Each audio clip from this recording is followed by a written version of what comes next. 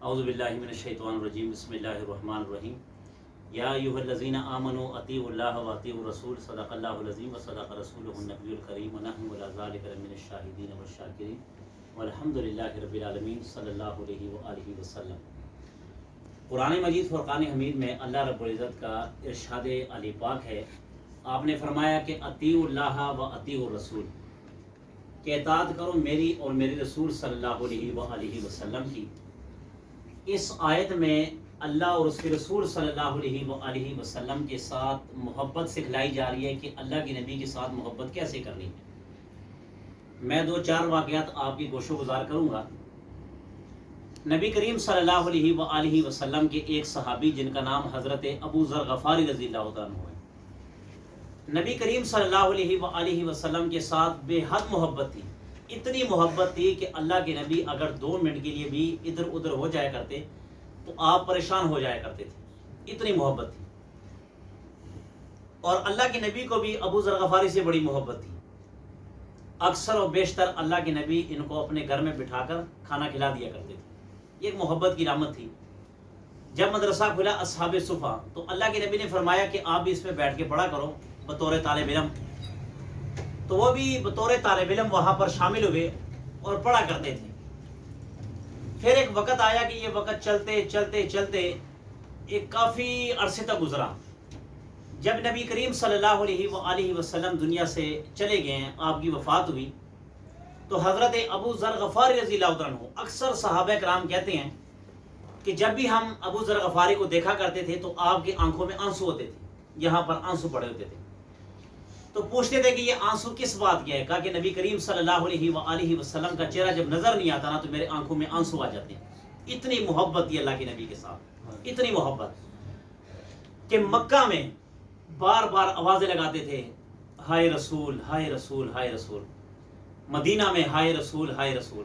نبی کریم صلی اللہ علیہ وآلہ وسلم کے روضے کے پاس بیٹھ کر اتنا روتے تھے، اتنا روتے تھے کہ جب وہ نوالا منہ کے قریب جاتا تھا نا تو اللہ کے نبی کی یاد آتی تھی تو وہ لقمہ وہیں پر چھوڑ دیا کرتے تھے، کھانا نہیں کھاتے تھے کہ آج میرے محبوب کا چہرہ میرے سامنے نہیں ہے، آج میرے محبوب کی زلفیں میرے سامنے نہیں ہے۔ ایک عجیب قسم کی محبت تھی، اور وہ محبت ایسی تھی، سینے اور دل میں رچ بس چکی تھی کہ اس محبت نے دنیا بھی بلا دی تھی، بیوی بھی بلا دی تھی، بچے بھی بلا دیے تھے، صرف اور صرف ہر محفل میں بیٹھ کر اللہ کے نبی کی اور اللہ کے نبی کی سنتوں کا تذکرہ کیا کرتے تھے۔ ایک وقت آیا کہ زمانہ ترقی پذیر ہوا، صحابہ کرام کو بڑی ترقیاں ملی ہیں۔ وہ وقت تھا کہ کھانے کے لیے کچھ نہیں تھا صحابہ کرام کے پاس۔ پھر وہ وقت آیا کہ صحابہ کرام کے پاس مال و ڈیر آ گیا، مال آ گیا۔ تو ابو ذر غفاری ایک بار آئے، صحابہ کرام کو دیکھا کہ اپنے سامنے دسترخوان بچھایا ہوا تھا اور رنگ برنگے کھانے وہاں پر پڑے ہوئے تھے۔ ابو ذر غفاری لاٹھی لے کر آئے اور کہا کہ یہ بتاؤ کہ اللہ کے نبی نے یہ رنگ برنگا کھانا کھایا کہ نہیں کھایا؟ یہ تو اللہ کے نبی نے استعمال نہیں کیا، آپ کیوں کھاتے ہو؟ اللہ کے نبی کے سامنے تو رنگ برنگے کھانے تھی نہیں، آپ نے کیوں استعمال کیا؟ آپ نے لاٹھی اٹھائی اور اس سالن کو بھی گرا دیا اور دسترخوان کو بھی پلٹ کر رکھ دیا، اور صحابہ کرام کو کہا کہ آئندہ کے بعد اگر میں کسی کو دیکھوں کہ نبی کی سنت کے خلاف چل رہا ہے تو لہٰذا میں اس کو چھوڑوں گا نہیں۔ یہ ایک محبت کی داستان تھی، اور اللہ کے نبی جاتے جاتے ان کو ایک پیغام دے کر گئے تھے کہ ابو ذر غفاری جب آپ کی موت آئے گی آپ تن و تنہا ہوگے، آپ اکیلے ہوں گے، آپ ایک دشت و بیابان میں ہوں گے۔ جب صحابہ کرام ان سے تانگ آ گئے ان کی مزاج کی وجہ سے کہ جب ایک عمدہ کپڑا پہن لیا تب بھی غصے ہوتے تھے کہ اللہ کے نبی نے تو کبھی ایسا کپڑا پہنا نہیں ہے، آپ کیوں پہنتے ہو؟ تو پھر انہوں نے درخواست کی امیر المومنین سے کہ ان کو بھیجا جائے۔ پھر ان کو ملک شام بھیجا گیا، ملک شام سے پھر یہ کسی جنگل میں چلے گئے اور جنگل میں رہتے رہتے اپنی وقت گزارتے گئے۔ ایک انہوں نے بتایا کہ جب میری موت آئے گی اللہ کے نبی نے فرمایا کہ اکیلے تنہا آپ اکیلے ہوں گے، بس چند لوگ آئیں گے، آپ غسل دیں گے، آپ کا جنازہ پڑھا دیں گے۔ پھر ہوا یہی کہ ایک جنگل میں تھے، یہ بیمار ہوئے، جب ان کی وفات ہوئی تو ان کی بیوی نے ان کے سر پر کپڑا ڈالا۔ اچانک وہاں سے کچھ مسافر آ رہے تھے گھوڑے پر سوار ہو کر، انہوں نے کہا کہ یہاں پر ہمیں لگتا ہے کسی مسافر کا گھر ہے۔ تو ان کی بیوی نے کہا کہ یہ ایک مسافر ہے، ابو ذر غفاری نبی کریم صلی اللہ علیہ وآلہ وسلم کے عاشق ہے، ان کا جنازہ بھی پڑھا دیں، ان کو کفن دفن بھی کر دیں۔ تو یہ کہ ان کی محبت تھی۔ آج ہمیں بھی چاہیے کہ نبی کریم صلی اللہ علیہ وآلہ وسلم کے ساتھ اسی درجے تو محبت کریں۔ ہم کامل محبت نہیں کر سکتے، ہم ناقص ہیں، کر بھی سکتے ہیں، مگر کسی نہ کسی طریقے میں نبی کریم صلی اللہ علیہ وآلہ وسلم کی ذات گرامی سے محبت کریں۔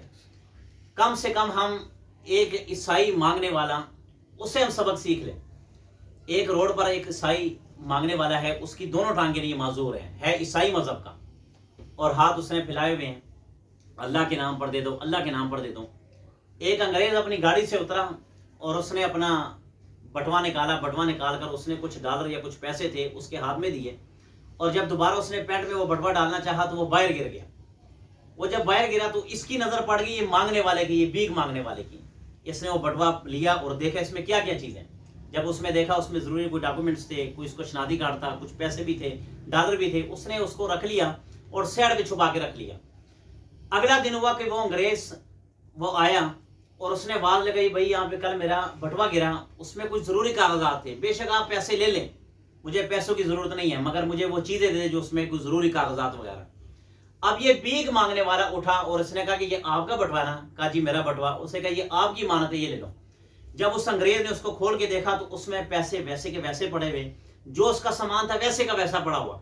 وہاں پر کسی پوچھنے والے نے اسے پوچھا کہ آپ یہ بتائیں, آپ تو مانگنے والے ہو, بھیک مانگنے والے ہو, آپ کو چاہیے کہ یہ بٹوا سارا کا سارا غائب کر دیں, اس میں تو ڈالر پڑے ہوئے, پیسے پڑے ہوئے, آپ نے غائب کیوں نہیں کیا؟ تاریخی جملہ اسے عیسائی نے کہا, تاریخی جملہ.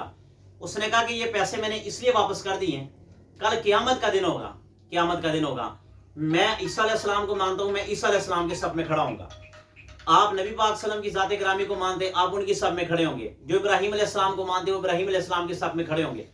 قیامت کا دن ہوگا, اور اگر یہ اس انگریز کھڑا ہو کر میرے نبی کو سب کے سامنے کہہ دے کہ تیری امتی نے میرے پیسے چرائے, اس وقت میری نبی کی عزت نہ رہے گی, اس وقت میری نبی کی عزت نہیں رہے گی. لہٰذا میں نے اپنی نبی کی عزت بچانے کے لیے یہ پیسے واپس کر دیے.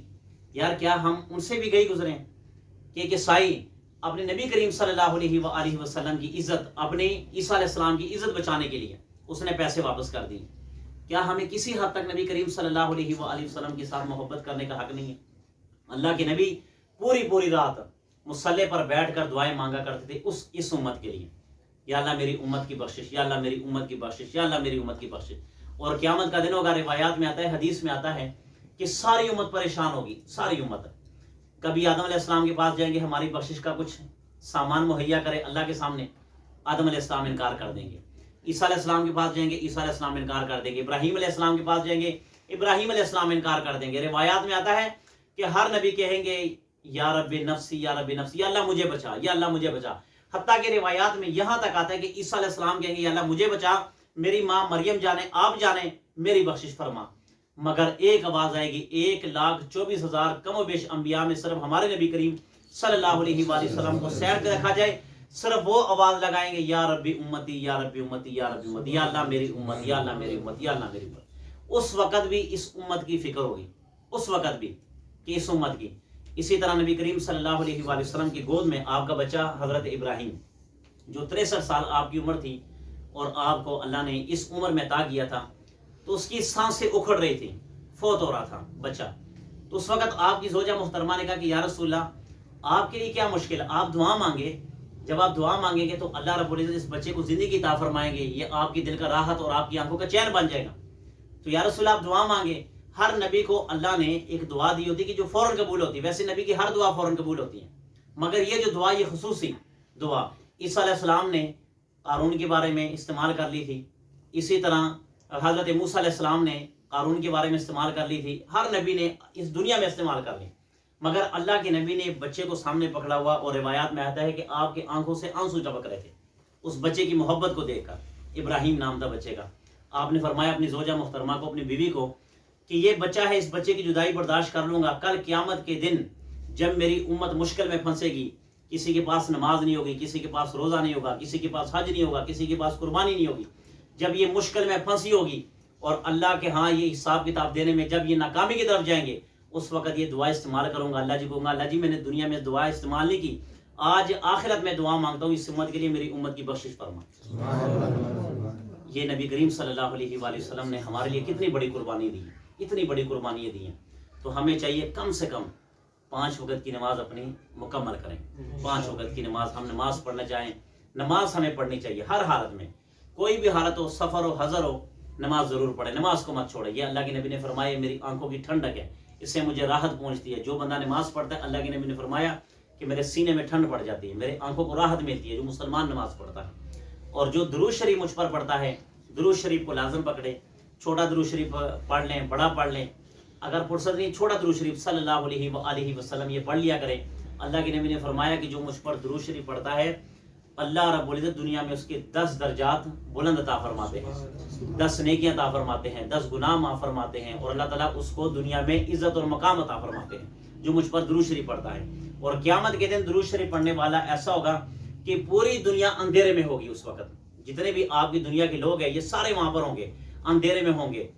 جو بندہ درود شریف پڑھنے والا ہوگا اس کا دور سے چہرہ چمکتا نظر آئے گا، اور یہ پہچانا جائے گا، فرشتے پہچان لیں گے کہ یہ آقا کریم صلی اللہ علیہ وآلہ وسلم کا عاشق بھی ہے، امتی بھی ہے، لہٰذا اس کو ہاتھ سے پکڑ کر حوض کوثر بھی پلایا جائے گا اور اس کو جنت میں داخل فرما دیا جائے گا کہ یہ نبی کریم صلی اللہ علیہ وآلہ وسلم کا امتی ہے۔ انشاءاللہ نماز بھی پڑھیں گے نا، انشاءاللہ درود شریف کا اہتمام کریں گے نا۔ بسم اللہ الرحمن الرحیم، الحمدللہ رب العالمین والعاقبۃ للمتقین والصلاۃ والسلام علی سید الانبیاء والمرسلین۔ الہ العالمین جو کچھ کہا سنا اس پر عمل کرنے کی توفیق عطا فرما۔ الہ العالمین نبی کریم صلی اللہ علیہ وآلہ وسلم کی ذات گرامی پر درود شریف پڑھنے کی توفیق عطا فرما۔ 5 وقت کی نماز باجماعت پڑھنے کی توفیق عطا فرما۔ الہ العالمین جس جگہ پر بیٹھے ہیں اللہ، یہ سلسلہ شروع کیا اللہ، ہم سب کی یا اللہ کامیابی عطا فرما، ہماری یا اللہ مرنے سے پہلے یا اللہ مرنے کی تیاری کرنے کی توفیق عطا فرما۔ الہ العالمین ہم سب کی یا اللہ بخشش فرما، جو فوت ہو چکے اللہ سب کی بخشش فرما، خصوصاً بالخصوص یہ بھائی اسماعیل کے لیے اور بھائی یاسین کے لیے دعا کریں، ان کی وجہ سے سلسلہ شروع ہوا۔